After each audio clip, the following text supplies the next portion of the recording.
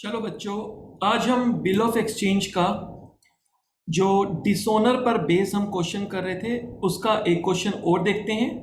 और ये क्वेश्चन जो है हमारा फोर्थ केस, जहां पर पहले बिल को बैंक से डिस्काउंट करवा लिया जाता है और उसके बाद वो जो बिल है वो डिसोनर हो जाता है।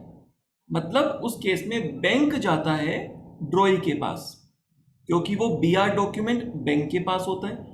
जब बैंक ड्रॉई के पास जाता है तो ड्रॉई पैसे देने से मना कर देता है, वो बिल डिसोनर हो जाता है। अब ऐसे केस में क्या होगा? जो हमने एंडोर्समेंट के केसेस देखे थे उसमें हमने ये देखा था कि जैसे ही हम उस बिल को कैंसिल करते थे, जिस पार्टी में दो एंट्रीज होती थी, और जब हम बिल को कैंसिल करते थे तो जो कैंसिल की एंट्री बनती थी वो डेबिट और क्रेडिट दोनों जगह पार्टी के नाम आते थे। एक पार्टी को डेटर बना लिया जाता था और एक पार्टी को क्रेडिटर बना लिया जाता था। अब यहां पर बात है बैंक की। अगर बैंक से हम डिस्काउंट करवा चुके हैं, हम इमीडिएटली बैंक से पैसा ले चुके हैं, तो ऐसे केस में क्या होगा? ऐसे केस में जब बिल डिसऑनर हो जाएगा तो बैंक ड्रॉअर को क्या बोलेगा कि ठीक है, अपनी बुक्स के अंदर मुझे तुम डेटर बना लो, सॉरी क्रेडिटर बना लो, और मैं यानी कि बैंक अपनी बुक्स में आपको डेटर बना लेता हूं कि मैंने आपसे पैसा लेना है। ऐसा होगा? या फिर बैंक बोलेगा कि बिल डिसऑनर हो गया और आप मुझे अभी पैसे दो। जनरली सेकंड वाला केस आएगा। बैंक वेट नहीं करेगा, बैंक अपनी बुक्स में डेटर क्रेडिटर नहीं बनाएगा।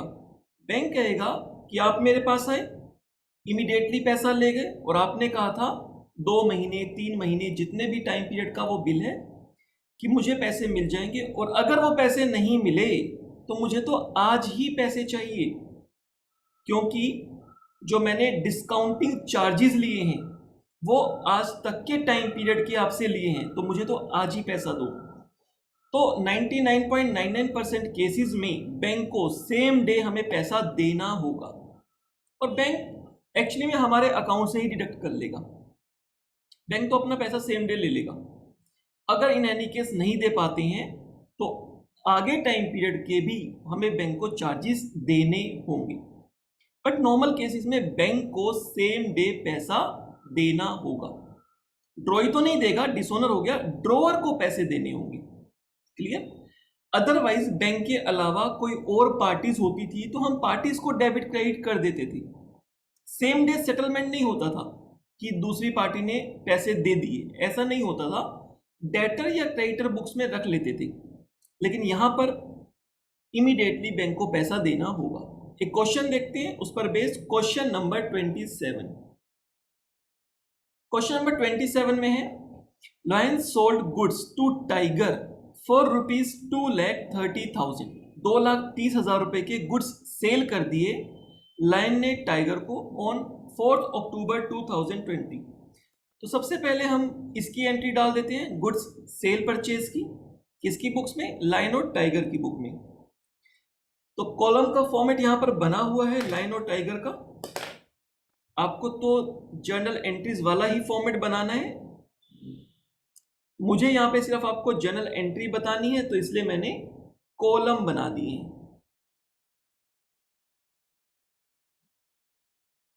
लाइन की बुक में क्या एंट्री होगी? लाइन यहां पे सेल कर रहा है टाइगर को, टाइगर को अपनी बुक्स में डेटर बना लेगा। Tiger account debit to sales account.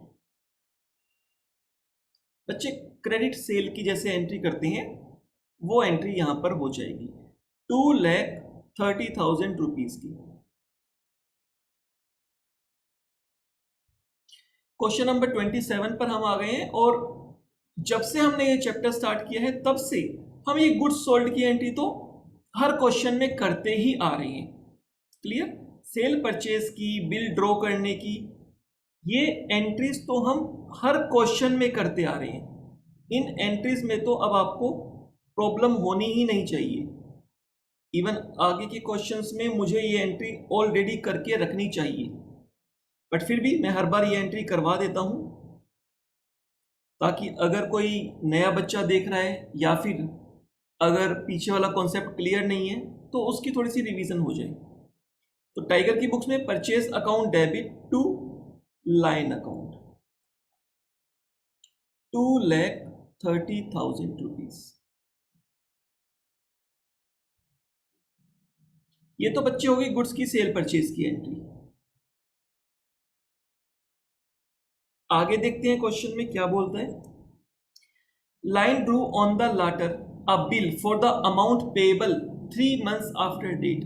3 महीने का टाइम पीरियड है, जो भी ड्यू अमाउंट है उसके लिए एक बिल रेज कर दिया गया, और बिल अगर रेज हुआ है तो बिल एक्सेप्ट भी हो गया होगा, ऐसा हम मान लेंगे। डेट गिवन नहीं है तो सेम डेट 4 अक्टूबर 2020। इस डेट को लाइन के एंट्री करेगा। लाइन के पास एक डॉक्यूमेंट आ गया जिसका नाम है BR, bills receivable account debit to tiger. किससे ये मिला है? टाइगर से मिला है, और इसकी बुक्स में ऑलरेडी टाइगर डेबिट में था, डेटर था, उसको खत्म करना होगा। एक डेटर के नाम से असेट्स को खत्म कर दिया, और दूसरी BR के नाम से एक असेट्स क्रिएट कर ली। बच्चे ये एंट्री होगी डॉक्यूमेंट की। इसी तरह से एक एंट्री टाइगर भी अपनी बुक्स में डालेगा। टाइगर अपनी बुक्स में क्या एंट्री डालेगा? टाइगर के लिए एक लाइबिलिटी क्रिएट होगी।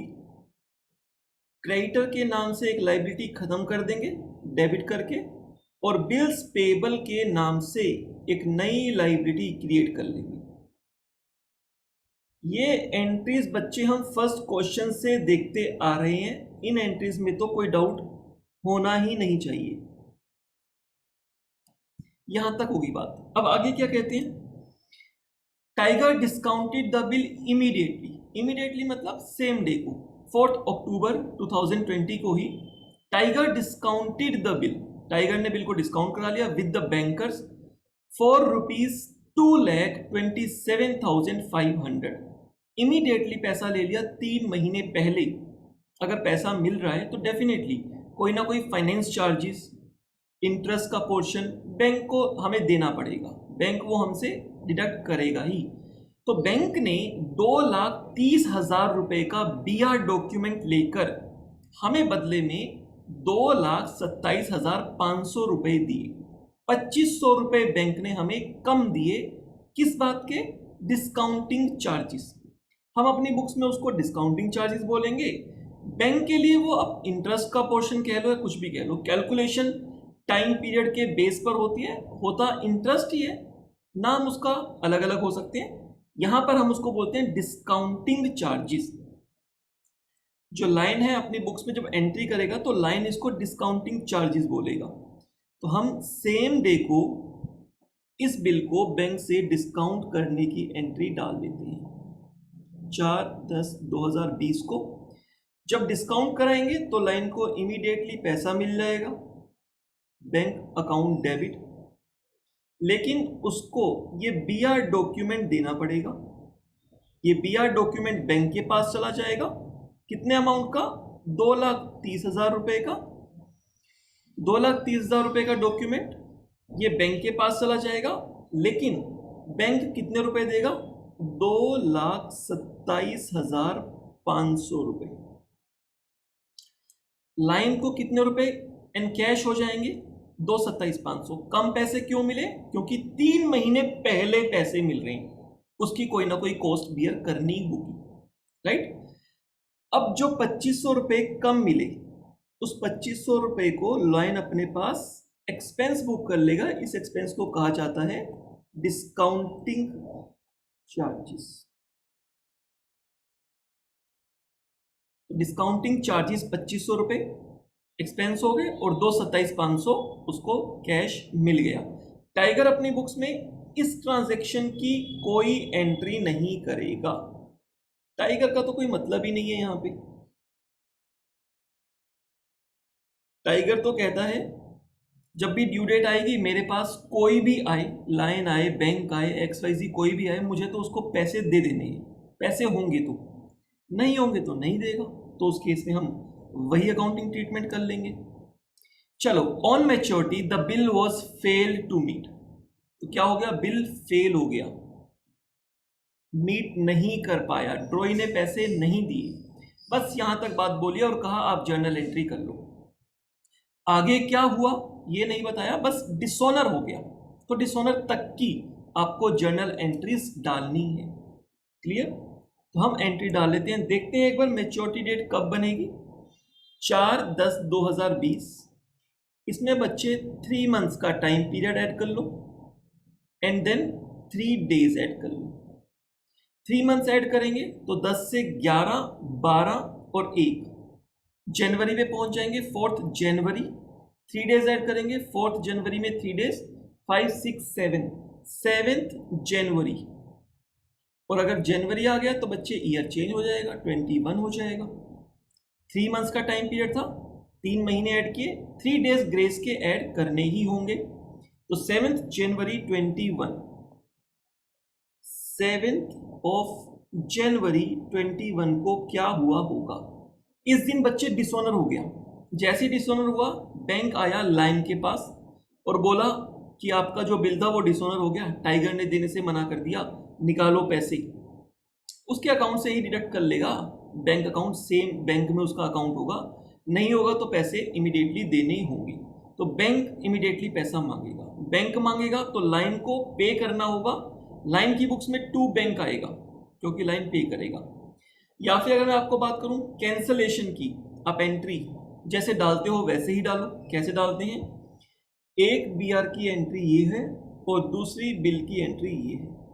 बिल से रिलेटेड 2 एंट्रीज हैं, इसको आपको रिवर्स करना है। कैंसिल होने पर हमें रिवर्स एंट्री करनी होती है। जब रिवर्स करोगे दोनों एंट्री को, तो जो भी बच्चे आपस में कैंसिल आउट हो रहे हैं उनको तो पहले कैंसिल आउट कर दो। सेम लेजर डेबिट भी है, सेम लेजर क्रेडिट भी है, तो उतना अमाउंट कैंसिल आउट हो जाता है। यहां पर तो दोनों जगह 230 है, तो बीआर पूरा ही कैंसिल आउट हो जाएगा। जो बचा उसको रिवर्स करेंगे, लेकिन ध्यान रखना यहां पर डिस्काउंटिंग चार्जेस को रिवर्स नहीं करेंगे। एक्सपेंस रिवर्स थोड़ा ना हो जाएगा कि बैंक को पैसे देंगे और कहेंगे बैंक अच्छा वो जो डिस्काउंट चार्जेस थे अब उसको छोड़ दो, वो हमें वापस कर दो आप, या हमने आपसे 227,500 लिए थे तो हम आपको 227,500 देंगे। क्या बैंक एग्री हो जाएगा? 3 महीने पहले जब बैंक से डिस्काउंट कराया तो बैंक ने 2,500 रुपए काटे कि 3 महीने के लिए आप पैसे ले रहे हो। बैंक ने कहा मुझे 3 महीने के बाद पैसा मिलेगा, तो 2,500 रुपए इंटरेस्ट के हो गए, हमने उसको डिस्काउंट चार्जेस बोल दिया। 3 महीने के बाद जब बैंक टाइगर के पास गया, टाइगर ने मना किया, तो वापस लाइन के पास आया। लाइन से जब पैसे लेगा तो क्या 227,500 लेगा? नहीं, लाइन से 2,30,000 ही लेगा बैंक, कि मेरे को तो आज की डेट में 230 मिलने थे, 230 पूरे दो। तो यहां पर हमें 2,30,000 रुपए देने होंगे। किसको देने होंगे? बैंक को देने होंगे। कौन देगा? लाइन देगा। बट लाइन अल्टीमेटली उस पैसे को किससे रिकवर करेगा? बाद में चल के, आगे चल के उस पैसे को टाइगर से रिकवर करेगा, क्योंकि टाइगर ने पैसा देना था, टाइगर ने देने से मना कर दिया। तो लाइन अपनी बुक्स में टाइगर को फिर से डेटर बना लेगा। और अगर आप ऊपर की एंट्रीज को भी देख लो तो टाइगर बच्चे यहां पर क्रेडिट किया था हमने, जब कैंसिल हो रही है एंट्री तो रिवर्स करेंगे तो ये क्या हो जाएगा? डेबिट हो जाएगा। क्लियर? उसके बाद बैंक देखो क्या हो रहा है, बैंक हो रहा है डेबिट, तो इसको क्या कर देंगे? बैंक को हम क्रेडिट कर देंगे।